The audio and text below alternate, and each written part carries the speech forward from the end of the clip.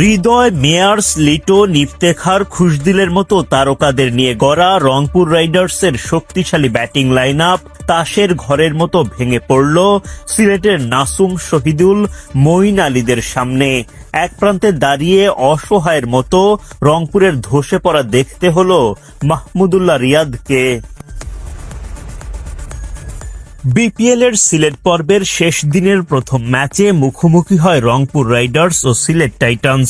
Toss জিতে আগে বোলিংয়ের সিদ্ধান্ত নেয় সিলেট। রানের খাতা খোলার আগেই রংপুর প্রথম উইকেট হারায়। নাসুম আহমেদের স্পিন জাদুতে আউট হওয়া কাইল মেয়ার্স ফিরে যান শূন্য হাতে। 4 বল খেলে এই ওপেনার রানের খাতাই খুলতে পারেননি। শহীদুল ইসলামের বলে এলবিডব্লিউর ফাঁদে পড়েন আরেক opener Towhid Hridoy.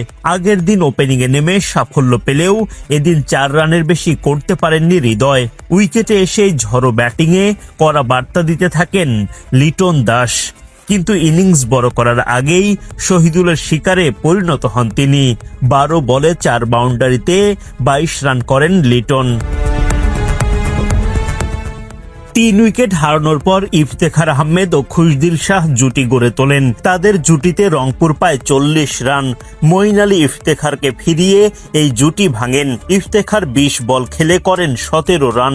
Run out হওয়া খুশদিল শাহ 24 বল উইকেটে টিকে থেকে করেন 30 রান। 76 রানে 5 উইকেটের পতন ঘটে রংপুরের।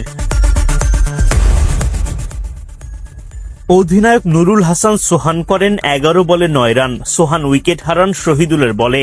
নাইম হাসান উইকেট হারান নাসুম আহমেদের স্পিন জাদুতে। সুফিয়ান মুকিমের উইকেটটাও তোলেন এই স্পিনার।